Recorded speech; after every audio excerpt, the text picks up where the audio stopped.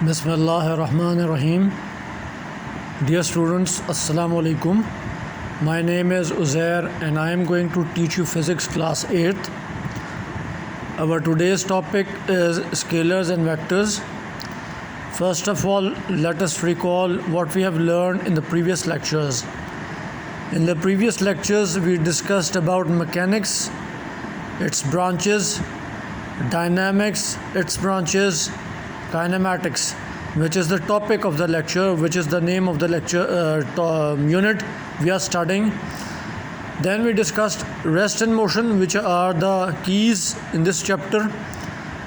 Then we talked about the notion of absoluteness and relativity, types of motions, translatory motion, linear, circular, random, rotatory motion, vibratory motion, and we discussed translatory motion, rotatory motion and vibratory motion in detail. Translatory motion is the motion of an object along a line. The line may be straight or curved. In case of a straight line, the type of motion is called linear motion. In case of a circular path, the type of motion is termed as circular motion. Whereas if the line is a zigzag path or it is turning haphazardly in a random manner, we call it random motion. Whereas rotatory motion is a motion in which the body or object rotates around its axis of rotation. Finally, vibratory motion is the to and fro, back and forth motion of an object or a body. Now, today's topic of lecture is scalars and vectors. What are scalar quantities? Scalar quantities are quantities which require magnitude only for their description. They have nothing to do with direction. For example, length. Length requires magnitude. If you are measuring a piece of cloth, you don't need to describe the direction. You only need a magnitude along with its proper unit for its description. Another example is mass. If you are describing mass, you need a magnitude only, you don't need a direction. Finally, temperature. If you are describing temperature, you don't need a direction. For example, if you are playing football in a ground, you need to describe the temperature, that is, for example, 35 degrees Celsius. You don't say in the west direction it is 35 degrees Celsius. This is exactly what happens when we talk about scalar quantities.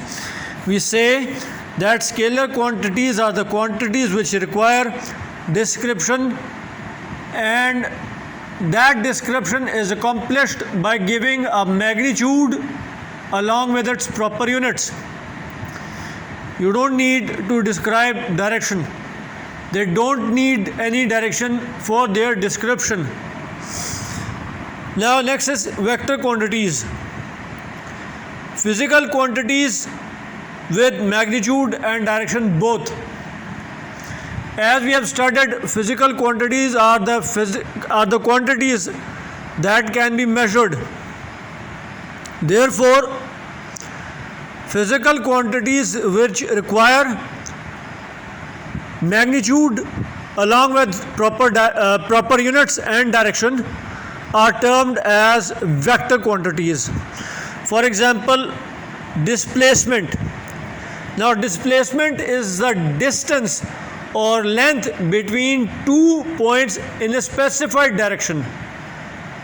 Until and unless you specify a direction, it will not be a displacement. It will be a length. But if you specify a direction and then you say this is the length between 2 points A and B, it becomes displacement. Velocity. What is velocity? Rate of change of displacement is called velocity. Since displacement is a vector quantity, therefore velocity automatically becomes a vector quantity. Finally, acceleration. Acceleration is the rate of change of velocity.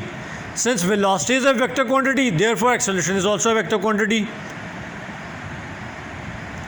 And as another example, force is another example that we can quote in term when we talk about vector quantities.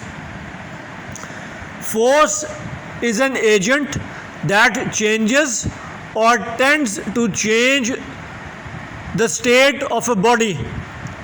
The state can be either of rest or of uniform motion. If a body is at rest, the force will bring about change in state. That is, it will move the body. The body will change its position. Similarly, if a body is in motion and the motion is uniform, the force applied to that body may bring it to a stop. This is the example which we observe when we apply brakes to a bicycle or a motorbike or a car. When we apply brakes and the body was moving, the brake is a force that when it is applied, it brings the motion of the body to a halt, to a stop. Therefore, force is also an example of vector quantity. It has a direction because force is also defined as product of mass and acceleration. Since acceleration is a vector quantity, therefore force is also a vector quantity. I hope things have been easy and fun for you, and I hope to make them more easy and comprehensible for you. I hope to see you soon with my next lecture next week. Thank you very much. Allah Hafiz.